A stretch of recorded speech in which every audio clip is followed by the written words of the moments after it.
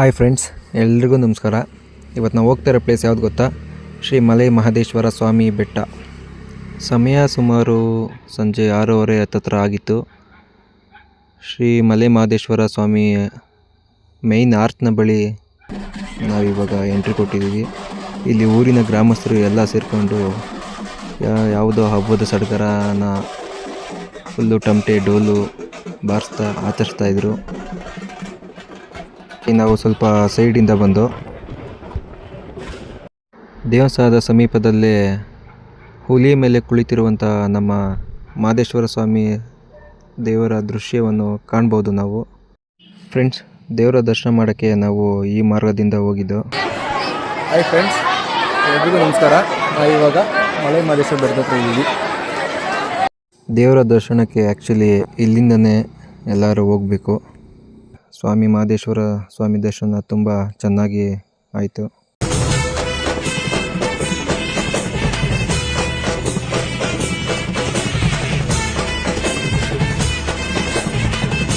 ಇದೇ ಖುಷಿಲಿ ನಾನು ನನ್ನ ಫ್ರೆಂಡ್ಸು ಒಂದು ಫೋಟೋ ತೆಗೆಸ್ಕೊಂಡು.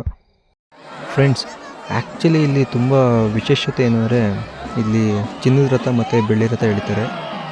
ಯಾರಾದರೂ ಹರಕೆ ಹೊತ್ಕೊಂಡಿದ್ರೆ ಆ ಹರಕೆನ ಈಡೇರ್ಸೋಕ್ಕೆ ಬೆಳ್ಳಿ ರಥ ಮತ್ತು ಚಿನ್ನದ ರಥನ ಎಳಿತಾರೆ.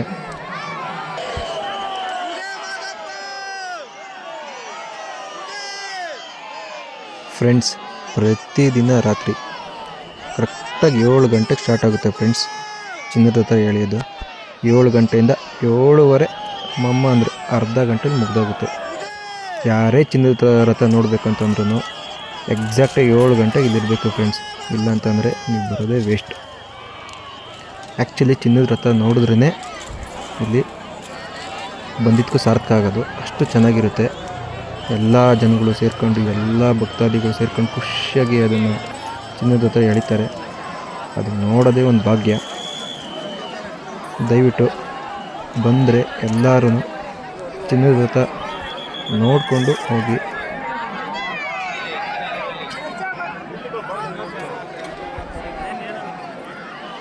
ಫ್ರೆಂಡ್ಸ್, ದೇವಸ್ಥಾನದ ಪಕ್ಕದಲ್ಲಿ ಪ್ರಸಾದ ವಿತರಣೆ ಮಾಡ್ತಾರೆ. ಒಂದು ಲಾಡ್ ಬಂದು 25 ರುಪೀಸು. ನಾವು ಕೂಡ 2 ಲಾಡ್ ತಗೊಂಡು ಖುಷಿಯಾಗಿ ಎಲ್ಲರೂ ತಿಂದು. ಫ್ರೆಂಡ್ಸ್, ಸ್ವಾಮಿ ಮಾದಪ್ಪನ ದರ್ಶನ ಮುಗಿಸ್ಕೊಂಡು ನಮ್ಮ ಕಾರ್ ಪಾರ್ಕಿಂಗ್ ಹತ್ರ ಬಂದಿದ್ದೀವಿ. ಇಲ್ಲೇ ಕಾರ್ ಪಾರ್ಕಿಂಗ್ ಮಾಡಿದ್ದೀವಿ. ಇದೊಂದು ಒಳ್ಳೆ ಮರ ಇದೆ, ಈ ಮರದ ಹತ್ರ ಮಾಡಿದ್ದೀವಿ. ಇಲ್ಲಿ ನೋಡಿ, ಇದೇ ನಮ್ಮದು ಓಪನ್ ಪ್ಲೇಸ್. ಇಲ್ಲಿ ಬಂದು ಎಲ್ಲ ಮಲ್ಕೊಳ್ಳೋಕ್ಕೆ ಎಲ್ಲ ವ್ಯವಸ್ಥೆ ಮಾಡ್ಕೊಂಡಿದ್ದೀವಿ. ಇಲ್ಲಿ ಮಲ್ಕೊಂಡು ಮತ್ತೆ ಬೆಳಿಗ್ಗೆ ಎದ್ದು ನಮ್ಮ ಮುಂದಿನ ಪ್ರಯಾಣ ಬೆಳೆಸ್ತೀವಿ. ಅಲ್ಲೊಬ್ಬರು ಕಳ್ಳರು ನಮ್ಮ ನೋಡಿ ಸ್ಮೈಲ್ ಕೊಡ್ತವ್ರೆ, ಹೊಸ್ದಾಗಿ ವಿಡಿಯೋ ಮಾಡ್ತಾಯಿದ್ದೀವಿ ಅಂತ. ಫ್ರೆಂಡ್ಸ್, ಟೈಮಿಂಗ್ಸ್ ಬಂದು 1:30 ನೈಟ್ ಆಗಿದೆ. ಪಕ್ಕದಲ್ಲಿರೋ ಫ್ರೆಂಡ್ಸ್ ಇಬ್ಬರು ಸ್ವರ್ಗಕ್ಕೆ ಹೋಗ್ಬಿಟ್ಟಿದ್ದಾರೆ. ಚಳಿ ನೋಡಿದ್ರೆ ಇಳಿತಾ ಇದೆ.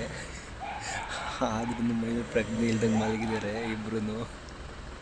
ಆವಾಗಲೇ ಅಷ್ಟೆಲ್ಲ ಕೀಟ್ಲೆ ಮಾಡಿಬಿಟ್ಟು ಇವಾಗ ಏನೂ ಗೊತ್ತಿಲ್ಲವೇನೋ ಆ ಥರ ಆರಾಮಾಗಿ ಮಲಗಿದ್ದಾರೆ. ಆ್ಯಕ್ಚುಲಿ ನಮಗೂ ನಿದ್ದೆ ಬರ್ತಾಯಿತ್ತು, ಬಟ್ ಸ್ವಲ್ಪ ಚಳಿ ಜಾಸ್ತಿ ಆಗಿದೆ.